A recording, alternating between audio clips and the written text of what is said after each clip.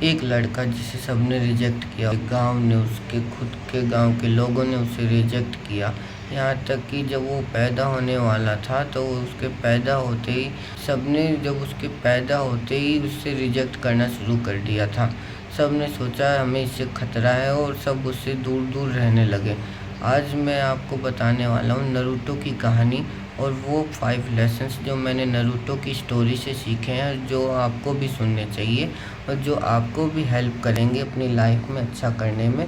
और ये मैं आपको बता दूँ, ये कोई भी स्कूल आपको नहीं सिखाएगा जो लेसन्स मैं आपको नरूटो की स्टोरी से बताना चाहता हूँ। तो फर्स्ट है कि जब नरूटो सबसे पहले जब नरूटो छोटा था तो उसको लोनलीनेस की बहुत प्रॉब्लम थी, क्योंकि सब उससे दूर रहते थे तो ज़्यादातर टाइम अकेला ही रहता था, कोई उसके पास नहीं आता था। मतलब सब उससे दूर दूर रहते थे और सब उससे इग्नोर करते थे। तब उसने लोनलीनेस को बहुत ज़्यादा फ़ील किया और वो बहुत अकेला रहता था। आपने उसकी पुरानी क्लिप्स भी देखी होंगी, जब वो छोटा था या बच्चा था तो दिखाते हैं नारुतो शो में कि वो किस तरह से परेशान रहता था कि वो अकेला है, लेकिन वो कभी ऐसा दिखाया ही नहीं उसने दूसरों के सामने कि वो परेशान है या फिर कुछ है। जब वो अकेला रहता था तब कभी कभी रोता भी था, लेकिन उसने दूसरों के सामने नहीं दिखाया कि वो परेशान है। उसने अपने आप को बेहतर करना ही चूज़ किया, मतलब उसने अपने आप को बेटर ही किया हर चीज़ में। इस कंडीशन में भी उसने ये चूज़ किया कि मैं अपने आप को बेटर करूं और कोशिश करूं कि मैं और अच्छा कर सकूं।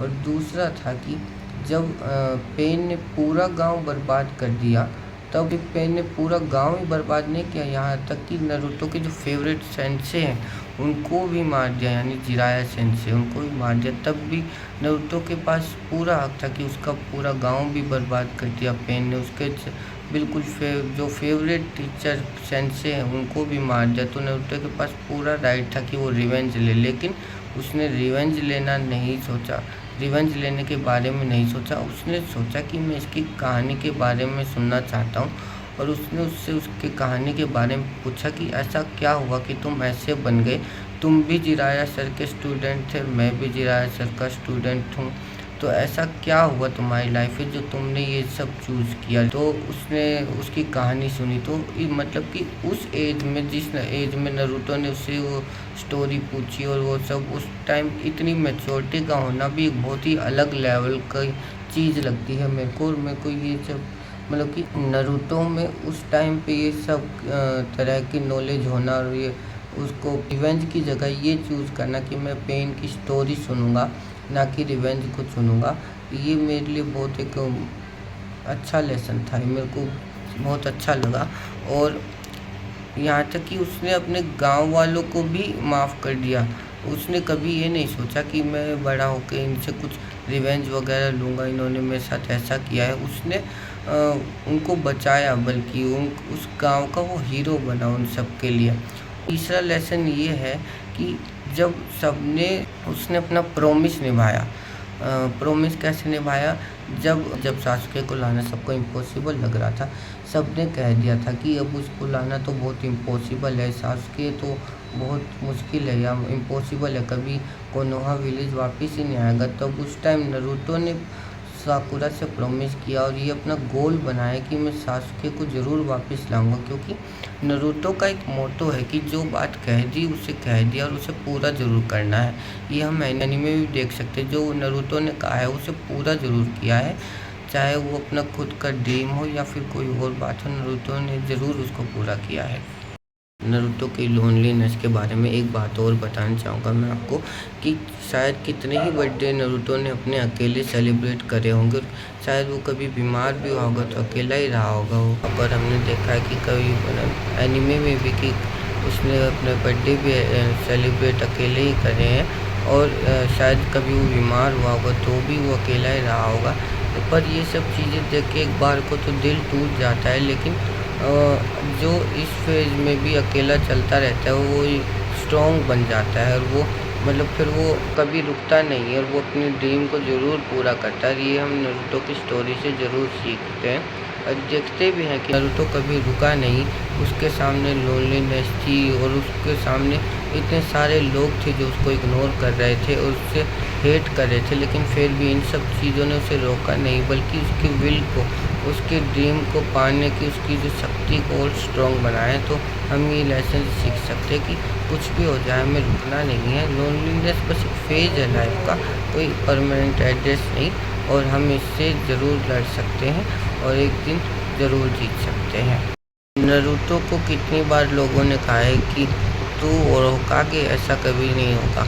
तो जब उसने अपने ड्रीम को सबके सामने बताया कि I will be होकागे one day, तो सबने उसका मजाक उड़ाया, किसी ने भी उसका विश्वास नहीं किया। बिल्कुल मतलब उसको इग्नोर तो करते ही थे, पर उसके ड्रीम का भी मजाक उड़ाया। कई लोगों ने कहा कि उसको कि तू और होकागे कभी नहीं हो सकता, कि क्योंकि जब उसने होकागे बनने का ड्रीम सोचा था उस टाइम पे वो मतलब वो इस तरह से पावरफुल नहीं था, वो धीरे-धीरे करके पावरफुल हुआ है। लेकिन जब वो पावरफुल बन रहा था उस टाइम भी लोगों ने उस पर बिलीव नहीं किया। लेकिन उसने अपनी मेहनत से, अपने स्ट्रगल से, अपने विल से सबको बिलीव करवाया कि हाँ मैं होकागे बनूँगा और मैं ही सबसे लायक हूँ बनने के लिए।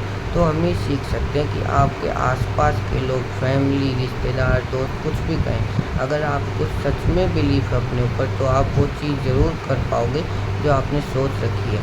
तो अगर आप एनीमे देखते हो और आपको लगता है कि एनीमे सिर्फ एक कार्टून है, अगर मतलब आप अभी एनीमे देखना चालू करने वाले हो या अभी भी नया-नया आप एनीमे देख रहे हो, तो आप सिर्फ इसे कार्टून की तरह ना देखें। इसमें बहुत सारे लाइफ लेसन्स छुपे हैं जो हम इसे देखकर सीख सकते हैं। चाहे कोई भी एनीमे हो, आप किसी भी एनीमे को ले लो, हर एनीमे में कोई ना कोई लाइफ लेसन ज़रूर छिपा है।